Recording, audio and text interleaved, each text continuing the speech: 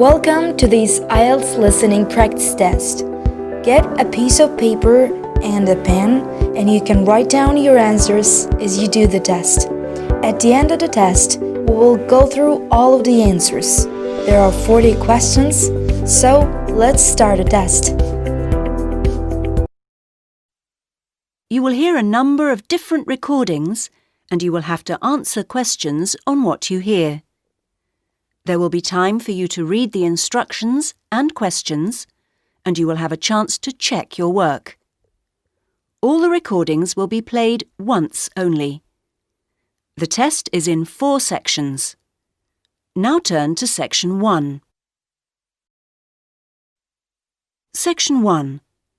You will hear a woman ordering some goods from a mail order company by telephone. First, you have some time to look at questions 1 to 8.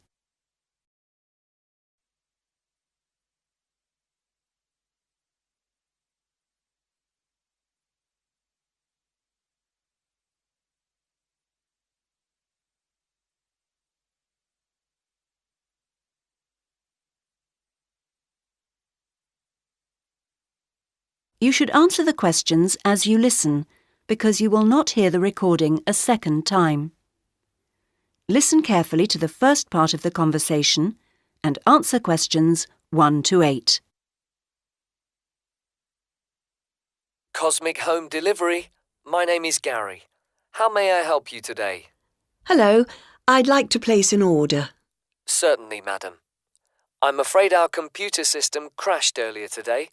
I'll have to take the details down on paper and then enter them later when it's been fixed. Is that okay? Yes, of course. So, can I take your name, please? Yes, it's Alexandra Hornby. Sorry, could you spell the surname for me? H... Yes, then O-R-N-B-Y. Oh, fine. And then your address. That's number 28 Wood Road, which is in Ilford, I-L-F-O-R-D, and that's near Northchester. The postcode's NC1 2FR. Thank you. And do you have an account with us? I do. I've got the number here. 944-56781. Is that long enough? 8 digits? Yes, it is. Good. Now, what would you like to order today? I want a coffee table. I think there's only the one type. I expect so. Perhaps you can tell me the price. I can use that to check later, just in case there's more than one. Yes, it's £39.99p. Fine. Sorry about all these extra questions. It's no problem at all. Now, that size of order value does mean you're entitled to a free gift. Did you want to take up that option on this occasion? Yes, I do. I've already got a calculator like the one on offer, but I do like the look of the handbag, so I'd like one of those, please. Certainly. And can I just check, as an account holder, you may have been sent a voucher. Oh, yes, for a discount. Let me see. The reference number will probably start with the letter D. It does, and it continues BR29. Great. Now, how would you like your order delivered? There's standard service within a week, and then express, which comes within 2 days, or special, which means it arrives the same day. Special would be ideal, but I know it's a bit expensive, so I'll make do with express, I think. Standard is very slow. It is, to be honest. Before you hear the rest of the conversation, you will have some time to look at questions 9 and 10.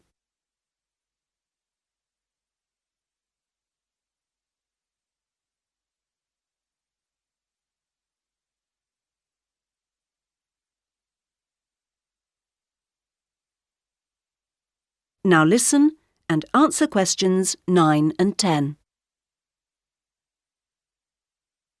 Well, that's your order completed. Could I just trouble you for another minute or so to ask you a couple of questions to help us improve our service as much as possible?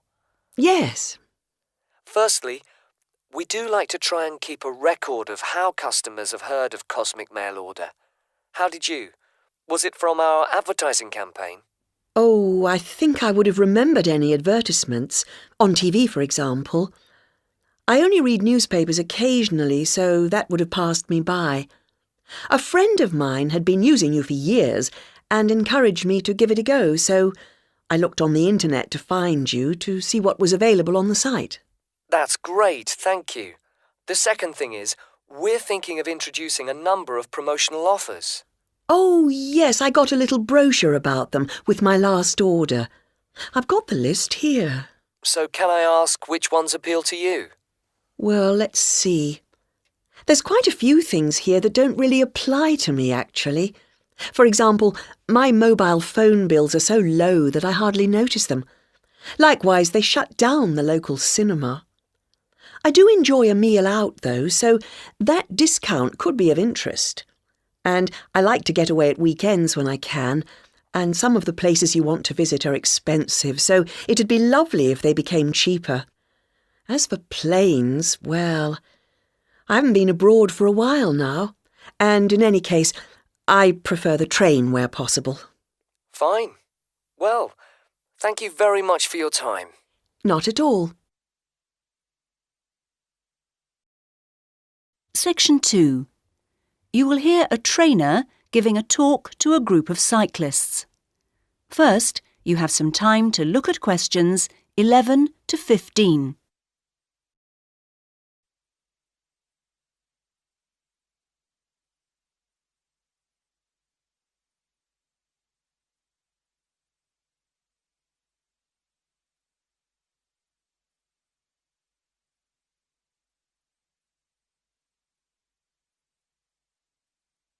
Now listen carefully to the first part of the talk and answer questions 11 to 15. Hello, everybody. It's nice to see that so many of you made it, even on an evening as rainy as tonight. OK, now, whether you're new to cycling as a sport or are returning to it after some years' absence, I'll just go over a few basic points. Now, race preparation is a complex business, and there are many factors to consider. The first area of concern is mechanical. Now, this involves the machine itself, that is, your bike, and also, no less importantly in fact, clothing. This will protect your body and aid your performance, providing you wear the right kit. The next area to concern yourselves with is the mental. This is you as a person. You can have the best bike in the world, but you won't get the most out of it if you don't have the right mindset. So, tactics are important to consider. Another factor which is essential to a good performance is determination. You need to feel this so that you can really push yourselves to your limits. To accompany this, you also need knowledge of your bike, yourself, physics, other riders, the course, and so on. Finally, strange though it may seem after all I've said so far, you need relaxation. If you can't switch off sometimes, you won't get to recharge your batteries. OK, and that takes us on to the physical side of race preparation. The first and perhaps most obvious aspect of this is training, and we'll come to some of the details of that in a minute. Another important aspect to pay attention to is diet, and you'll soon find that if you don't eat well, you won't see yourselves performing as well as you might. Then there's also the question of style, and you'll need to learn to develop the most effective ways for each of you to deliver your performance. And the details of this depend on which kind of event you're competing in. And finally, you need to take body care into account. You need to stay healthy in order to be able to give of your best. Right, those are the basic ingredients of race preparation. Before you hear the rest of the talk, you have some time to look at questions 16 to 20.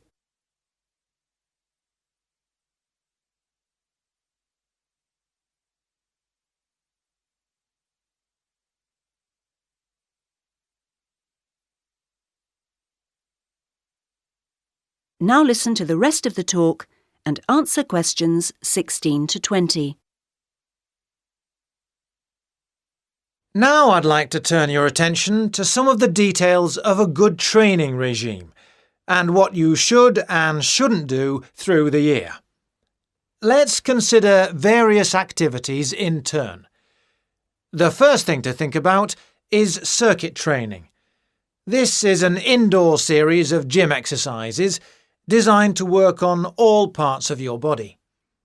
This starts as the racing season closes with the end of summer and continues right through the cold season, and stops you going off the boil when you aren't competing. It's extremely beneficial, although I would stress you do need a qualified gym instructor to tell you how to do it properly. Next, weight training. This is also very good for cyclists, and it tops up the natural strength that cycling produces. Exercises need to be arranged as part of a carefully calculated routine, and this routine needs to be sensibly followed. It's a good idea for continuity to carry on using weights throughout the year, as you can lose strength just as quickly as you can gain it. Something simpler and requiring no equipment is mobility work. While cycling has a great many benefits for the body, it doesn't work every part of it, and indeed keeps some parts locked in pretty much the same position. So exercises that involve twisting and turning and generally promoting flexibility are advisable before the start of each race throughout the summer season. Another important activity is pleasure riding. Perhaps this doesn't sound so important to you, but you don't race all year, and when you do race, it's pretty hard riding.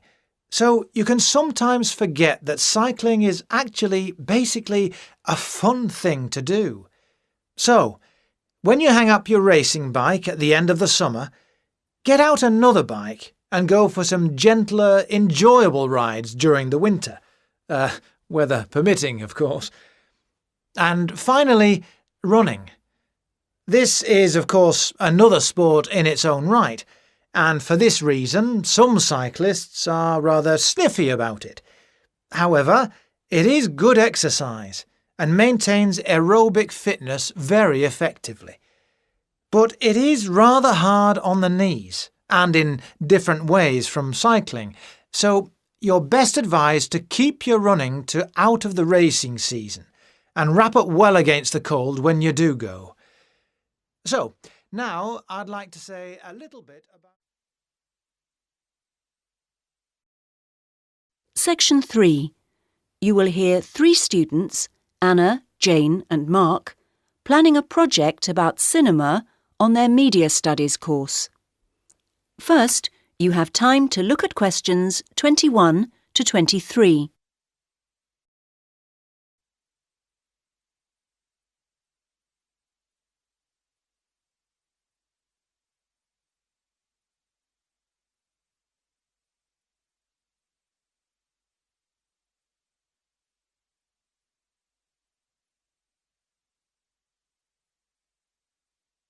Now listen to the first part of the conversation and answer questions 21 to 23. So, Jane, Mark, we need to press on with the assignment. Yes, we do, Anna. And we need to begin by going to the best sources of information. Right. Now, we're looking into how films get altered sometimes if they're not going to do very well. We need to know quite detailed things.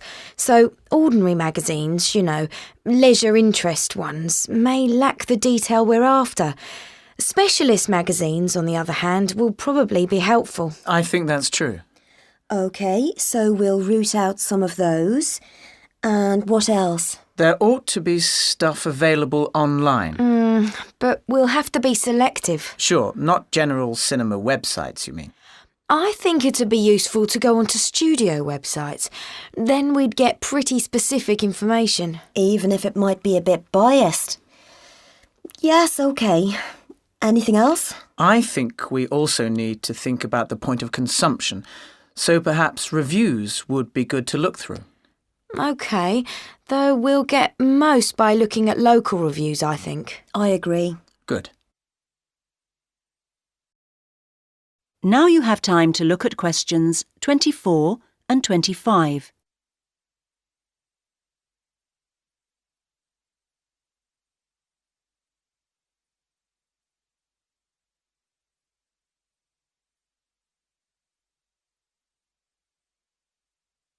Now listen to the next part of the conversation and answer questions 24 and 25.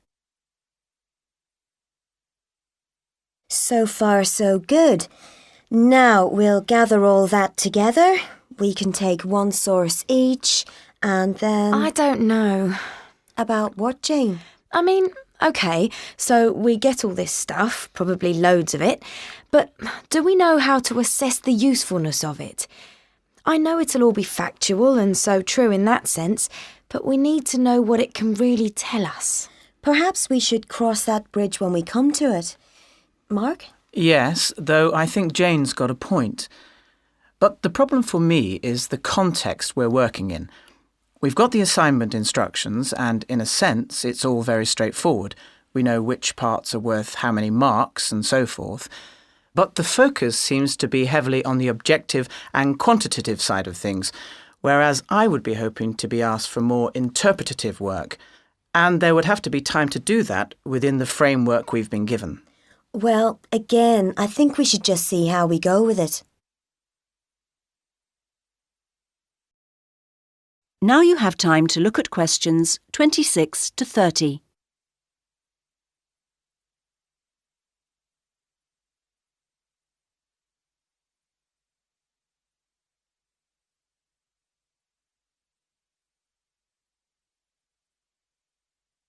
Now listen to the final part of the conversation and answer questions 26 to 30. Should we check that we're clear on just how films are altered? Good idea. We'll list the various cures that filmmakers use when a film looks like it might be going to fail. The first one is called Tweak Every Joke.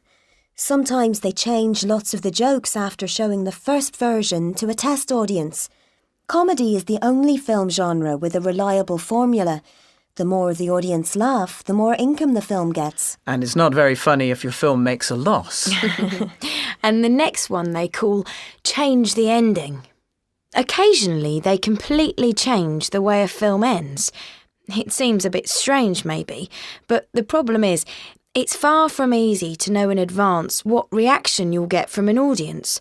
So if it turns out after all that the test audience doesn't like your ending, you've no choice but to do another one. What's the third one?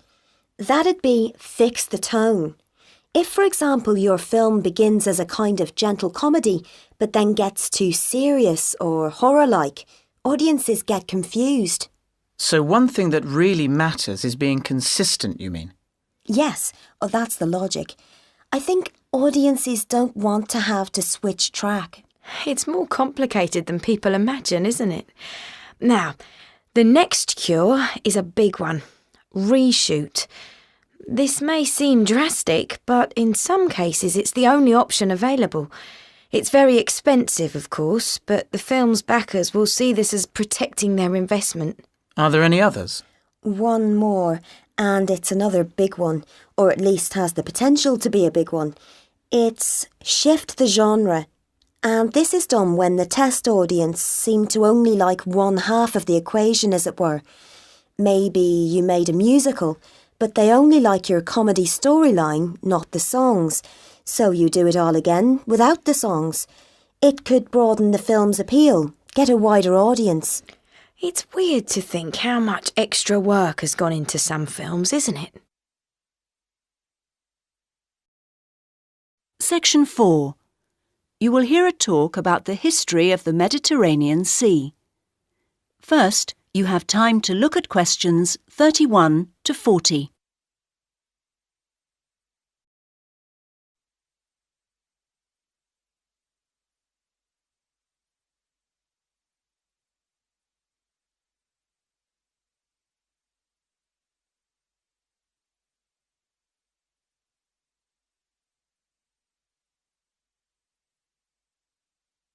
Now listen to the first part of the talk and answer questions 31 to 37.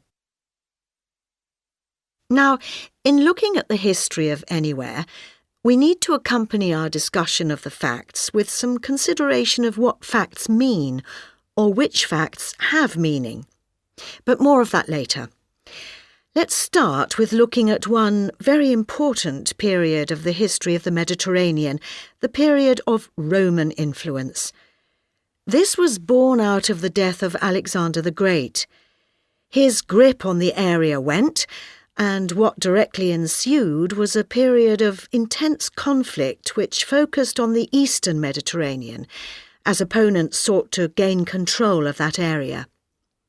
Rome began to emerge from this as a potential dominant force, but obstacles such as a lack of overall planning, and in particular the ever-present menace of piracy, lay in the way of success. Gradually, the Romans improved the power of their ships and fighting equipment. They also formed a series of alliances, which effectively reduced the size and number of enemies, and a key measure they took was creating an office of government specifically charged with repairing their fleets. However many ships they and their enemies had, Rome from now on would have the highest proportion out, patrolling and fighting. There were, of course, no engines in ships in those days, and another aspect in the battle for supremacy was speed through human effort. Rivals built ships with ever-increasing numbers of oars, but what really mattered was the amount of human pulling strength attached to each one, and the Romans, benefiting from their great population of slaves, was able to have every oar pulling faster and harder than anyone else's. Eventually, Rome's dominance was more or less complete. Their possession of the sea became their enjoyment of the sea. Their name for the Mediterranean translates as our sea, and that's how they saw it. The shores were, of course, by now very well fortified, but now the Romans began also to demonstrate their comfort in power and put up a great many large houses, visible far out to sea. Wealthy merchants and retired generals lived in leisure in these temples to their own prosperity. The maritime security of the Mediterranean and the immense availability of trading destinations meant that all sorts of suppliers and craft producers clustered round any reachable section of the sea's edge. Some of these settlements were small, while others were large, producing saltfish in Italy, for example, or the fish sauce that was sent to every corner of the empire from Spain. With dominance of the seaways established, the primary purpose of ships evolved from fighting other ships to transporting goods. Economics generated a drive to carry as much as possible on each trip, and as ships were built for carrying loads such as wine or stone exclusively, these types of specialised vessels led to greater cost-effectiveness. And so things continued for many years.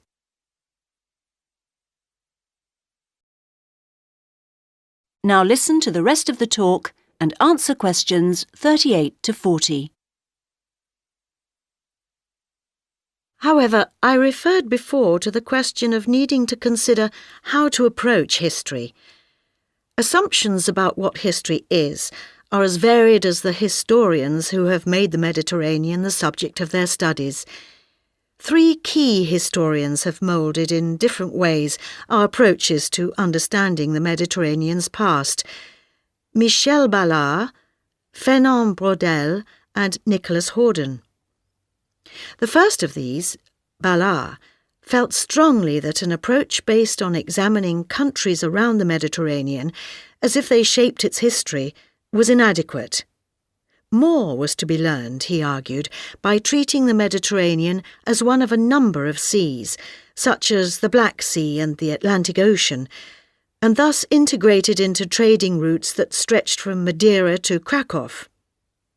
Our second historian, Fernand Braudel, took a rather different, though related, tack.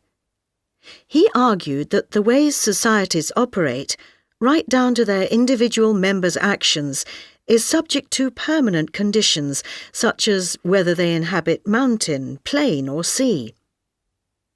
Features of the coastline and adjacency to the waters of the Mediterranean are thus the focus of his approach. And then we can add a third way of looking at history, or at least the history of the Mediterranean, and that's the one propounded by Nicholas Horden. His arguments are asserted quite strongly, not least because he sees a greater consistency across time than many other historians have allowed for.